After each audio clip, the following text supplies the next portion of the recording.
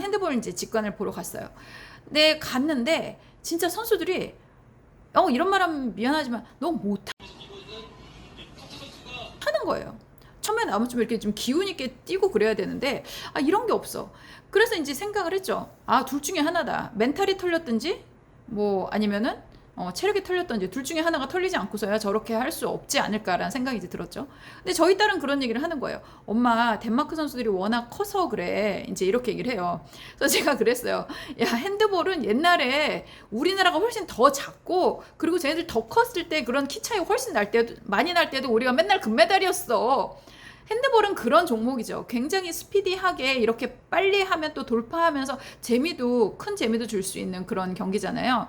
그런 것들을 이제 경험해본 저로서는 약간 맥 빠지는 경기다? 약간 그런 생각이 이제 들었습니다. 근데 그 경기를 그래서 결국 졌는데 한국에 돌아와서 뭐 중계에 내가 나갔나 이런 것도 좀 확인하고 뭐 이제 이렇게 하려고 한국에 와서 이 풀 영상을 이제 보게 됐습니다. 그러면서 해설을 들으면서 알게 된 게 있어요. 이게 뭐냐면 핸드볼은 굉장히 이 로테이션이 많이 되는 종목이에요. 그러니까 여기는 뭐 어느 정도냐면 공격을 이제 할 때는 골키퍼를 빼요. 그러고서 공격수를 하나 집어넣어. 그래서 골을 집어넣고 또 이제 수비로 전환을 하면 또 그때 이제 다시 공격수가 하나 빠지고 골키퍼가 들어가고 막 이런 식의 이제 운용을 하는 거죠. 굉장히 그 선수들이 들락날락하는 그런 경기예요. 그런 것들이 이제 굉장히 많이 일어나는데 여기서 가장 큰 문제가 뭐냐, 우리 선수 숫자가 적었다는 거예요. 그러니까 출전 선수 숫자가 작은 거야. 그러니까 선수층이 얇다 보니까 거기에 출전을 하러 간 선수들의 숫자도 이제 많지가 않은 거죠.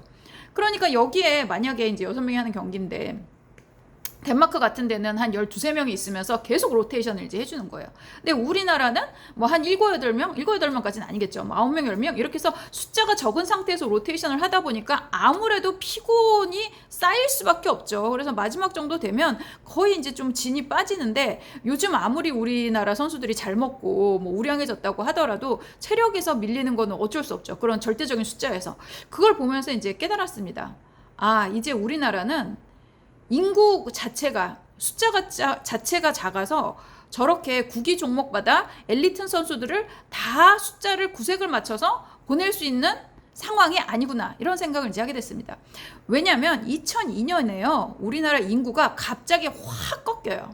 그래서 2002년에 굉장히 이제 출산율이 이제 저하가 됐죠. 그래서 우리나라도 2002년생들이 대학에 진학하던 해부터 학령 인구가 대학의 정원보다 적다고 해서 이제 그 대학들이 정리되는 그런 일들이 이제 일어났습니다. 그래서 그 나이대가 지금 22살, 그러니까 안세영 선수가 그 나이예요. 그때부터 사람들이 굉장히 이제 적어지는 거죠. 계속 적어지다가 그때 확 적어졌는데, 보통 운동하는 선수들은 그 나이 언저리에 있잖아요, 보통. 그러다 보니까 이게 엘리트 선수들의 숫자가 많이 그러니까 줄어들어서 이런데 구기 종목을 구색을 맞춰서 못 내보냈구나, 이제 이런 생각을 좀 하게 됐습니다.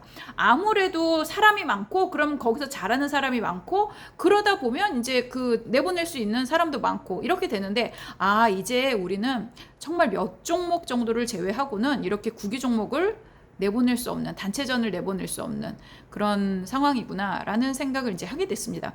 그러다 보니까 이번에 144명이라고 하는 정말 최소 인원의 이제 그 참가단이 꾸려진 게 된 거죠. 그러니까 예전에는 보면 한 200여 명, 한 300명 가까이가 이렇게 나갔다 그러면 굉장히 조금 나갔죠. 그런데 어땠어요? 최고의 성적을 냈어요. 최고의 성적을 냈어요. 이게 어떻게 됐냐? 그럼 그 최고의 성적이 나온 그거를 좀 들여다보면 뭐냐? 한 사람이 여러 개씩 막 딴 거죠. 한마디로 말해서.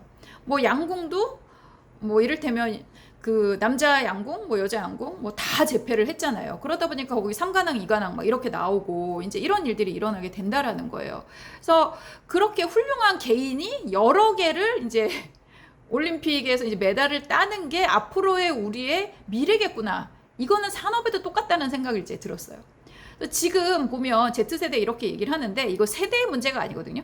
이 사람들이 뭐냐면 숫자가 굉장히 적은 사람 세대라는 거를 여러분들이 인식을 하셔야 돼요. 그래서 이제 앞으로는 이 우리 어떻게 보면 사회에 나오는 인구 수조차가 굉장히 작기 때문에 여기서 여러분들이 뭘 사람을 골라서 뭐 종목별로 뭐 적성별로 능력별로 역량별로 이렇게 뭐 입맛에 골라 맞는 사람들을 이렇게 뽑아가기가 어렵다라는 생각을 하게 됐습니다. 대신에 뭐예요? 굉장히 훌륭한 개인이 대신에 여러 가지 측면에서 이런 어떤 두각을 나타내고 성적을 이제 내야 된다는 거죠. 이를테면 뭐 임선 선수라든가 뭐 이런 그 양궁에서 그런 선수들 같은 경우는 개인전에서 따고 그리고 단체전에서도 따고 그리고 혼성에서도 따고 이렇게 이제 3개 이렇게 땄잖아요. 그러니까 그렇게 훌륭한 개인이 결국에는 여러 개의 메달을 따는 방식으로 우리가 어떻게 보면은 시스템이 이제 가겠구나라는 생각을 하게 되었습니다. 그래서 우리 산업에서도 이제는 어떻게 보면은 엔잡러 막 이런 식으로 이제 얘기를 하고 그리고 또 프리랜서의 시대가 온다라고 얘기를 하잖아요. 훌륭한 사람을 우리가 회사에서 여러 명 이제 뭐 젊은 신입사원들을 뽑아서 운영을 했다면 이제는 이 프리랜서나 아니면 굉장히 영향력 있고 일 잘하는 그 뭐 한두 명의 개인이 여러 장면에서 여러 회사를 위해서 일을 하는 그런 문화가 생기겠구나라는 생각을 좀 하게 되었거든요. 그리고 저의 어떤 고용 형태나 뭐 제가 그 회사 들어가서 어떤 보였었던 행태 이런 것들 보면 지금 젊은 사람들이랑 이제 사실 굉장히 많이 비슷하다는 생각이 들어요. 아무래도 저는 미국에서 이제 석사하고 젊은 시절에 24살, 5살 이럴 때 갔으니까 젊은 시절에 그런 개인주의 문화 그리고 뭐 어떻게 보면 미국의 선진 뭐 조직 문화 뭐 이런 것들을 약간 맛을 보고 온 사람의 입장에서 그 선배들 중 당황시켰던 면들이 이제 많이 있는데 이런 일들이 앞으로 이제 가속화될 거라고 생각을 이제 하게 됩니다. 그래서 그런 면에 있어서 그러니까 저처럼 어떻게 보면 이제 한 사람이 여러 회사를 위해서 이제 일을 하는 그런 고용 형태 그리고 그런 어떤 전문가들을 많이 확보하는 그리고 조직은 최소한의 인원으로 어떻게 보면 플랫폼처럼 이제 운영이 될 가능성이 이제 높지 않을까라는 생각이 이제 듭니다. 그래서 필요한 만큼 줄줄이 우리가 다 뽑아놓고 역량별로 나눠서 뭐 이걸 잘하는 사람은 이걸 시키고 저걸 잘하는 사람은 저걸 시키고 약간 그런 것들은 이제 옛날 얘기가 되지 않을까라는 생각을 하게 됐어요. 그리고 이거는 우리나라의 추세만 아닌 거 아시죠? 지금 뭐 미국까지 뭐 이 뭐 동아시아는 말할 것도 없고요. 미국까지 뭐 유럽도 말할 것도 없고요.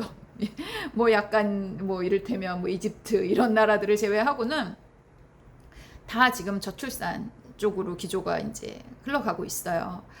예전에 일론 머스크가 이제 걱정을 해줬잖아요. 우리 이제 소멸될 거다라고 이야기를 했는데 요게 요즘에는 좀 이렇게 뭐랄까 시각이 바뀌었어요. 한국이 지금 전 세계에서 가장 핫한 나라거든요.